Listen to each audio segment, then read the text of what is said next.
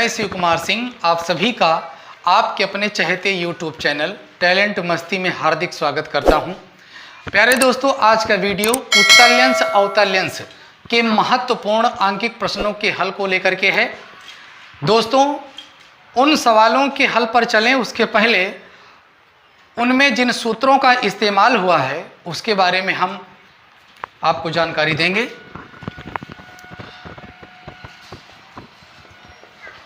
पहला सूत्र EF = R/2। दूसरा सूत्र 1/V - 1/U = 1/F। तीसरा सूत्र M = I/O = V/U। चौथा सूत्र P = 1/EF। इसमें फोकस दूरी जो होती है वो मीटर में होती है। तो दोस्तों, इसमें R, F, U, V, M, I, O, P ये सब क्या हैं? R उत्तल्यंश या अवतल्यंश की वक्रता त्रिज्या होती है। F फोकस दूरी होती है। U उत्तल्यंश या अवतल्यंश से वस्तु की दूरी होती है। V उत्तल्यंश या अवतल्यंश से वस्तु के प्रतिबिंब की दूरी होती है। I वस्तु के प्रतिबिंब की लंबाई होती है। O वस्तु की लंबाई होती है। M रेखीय आवर्धन होता है। P लेंस की क्षमता होती है। उत्तल लेंस की वक्रता त्रिज्या धनात्मक होती है, इसीलिए उसकी फोकस दूरी धनात्मक होती है। अवतल लेंस की वक्रता त्रिज्या ऋणात्मक होती है, इसीलिए अवतल लेंस की फोकस दूरी ऋणात्मक होती है। दोस्तों, अब बात ये आती है कि उत्तल लेंस अवतल लेंस में से वो कौन सा लेंस है जो वस्तु का प्रतिबिंब सदैव सीधा आभासी बनाता है, तो वो अवतल लेंस होता है। अवतल लेंस वस्तु का प्रतिबिंब सदैव सीधा आभासी बनाता है, जबकि उत्तल लेंस वस्तु का प्रतिबिंब सीधा आभासी उल्टा वास्तविक दोनों बनाता है। अब बात ये आती है कि उल्टा वास्तविक प्रतिबिंब आगे बनता है कि पीछे बनता है, तो उल्टा वास्तविक प्रतिबिंब पीछे बनता है और सीधा आभासी प्रतिबिंब आगे बनता है। अब हम उन महत्वपूर्ण आंकिक प्रश्नों के हल पर चलेंगे। पहला प्रश्न, एक 25 सेंटीमीटर फोकस दूरी वाले उत्तल लेंस से 100 सेंटीमीटर दूरी पर एक वस्तु रखी है, इसका प्रतिबिंब कहाँ बनेगा? तो दोस्तों, इस सवाल का हल भी बहुत आसान तरीके से करके हम आपको दिखाएंगे। जैसा कि इस प्रश्न में हम देख रहे हैं कि उत्तल लेंस की फोकस दूरी 25 सेंटीमीटर दी गई है, उत्तल लेंस से वस्तु की दूरी 100 सेंटीमीटर दी गई है और प्रतिबिंब कहाँ बनेगा ये हमें बताना है।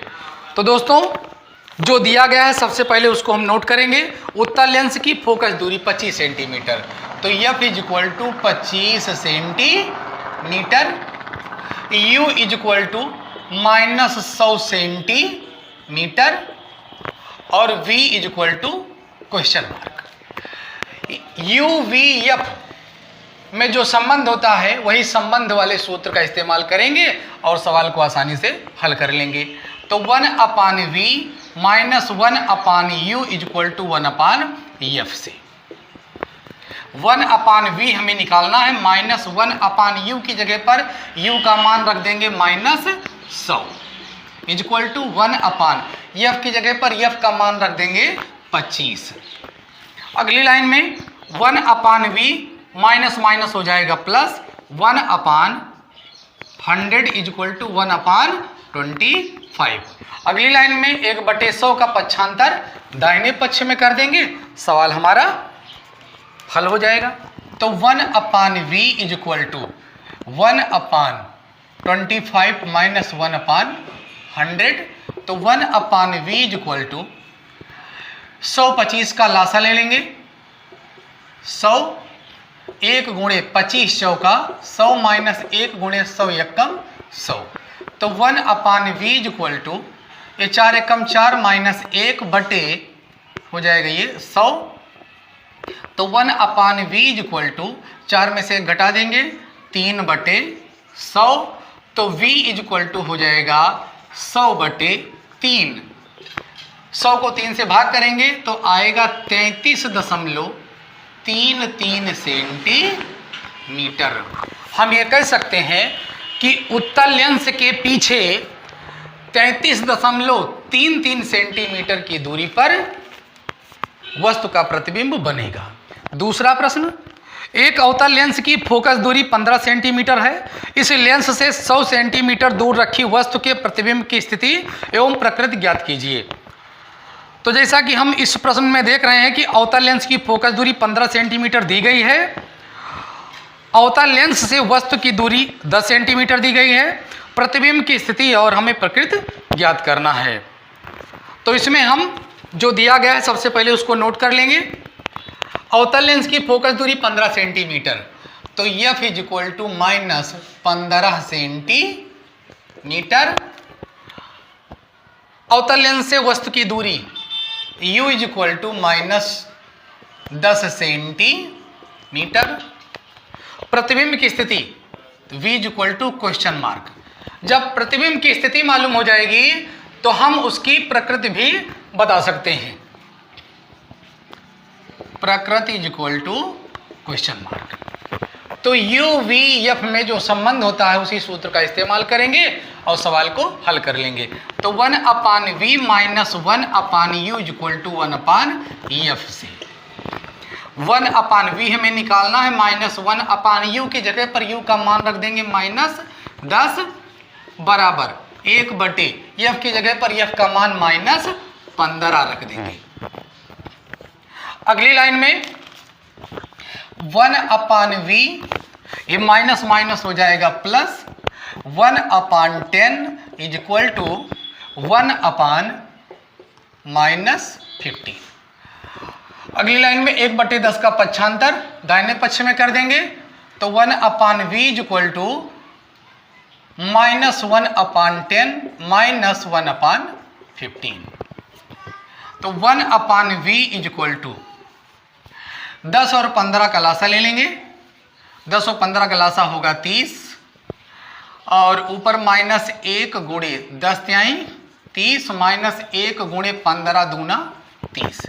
तो 1/V is equal to 3 Ekam 3 minus 3 minus 2 एकम 2 बटे 30।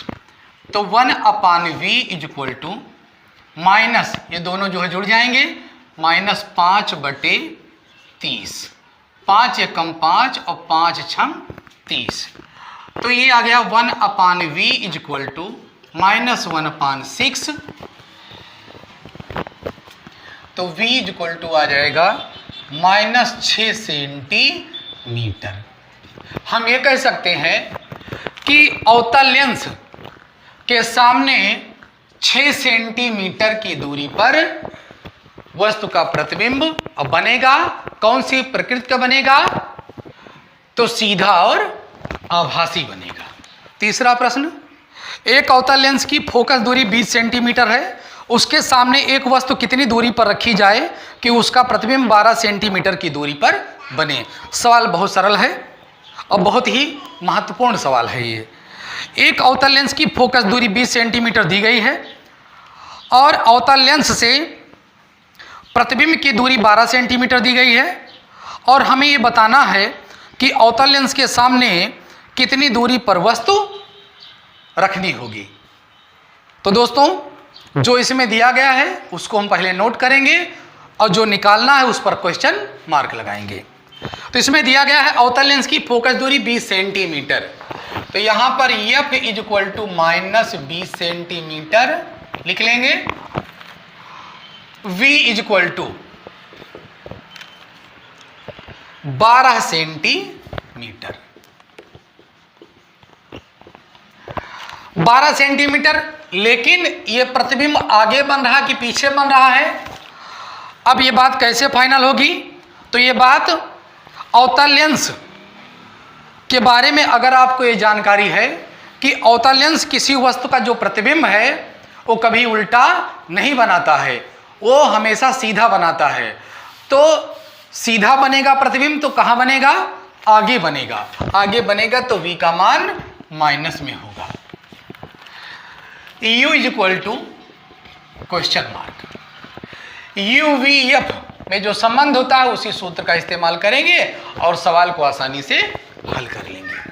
तो 1/v minus 1/u is equal to 1/f से 1/v का मान है -12 माइनस 1/u निकालना है इज इक्वल टू 1/f का मान है -20।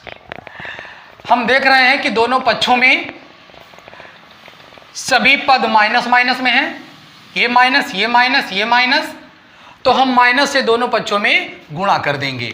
तो 1/12 plus 1/u is equal to 1/20। अगली लाइन में 1/12 का पक्षांतर कर देंगे और सवाल को आसानी से हल कर लेंगे। 1/u is equal to 1/20 minus 1/12। तो 1/u इज इक्वल टू, अब यहां पर 20 और 12 का हम लासा ले लेंगे। तो 20 12 का जो लासा होता है वो होता है 60। तो 1 गुणे 20 तेइयां 60 माइनस 1 गुणे 12 पंचे 60।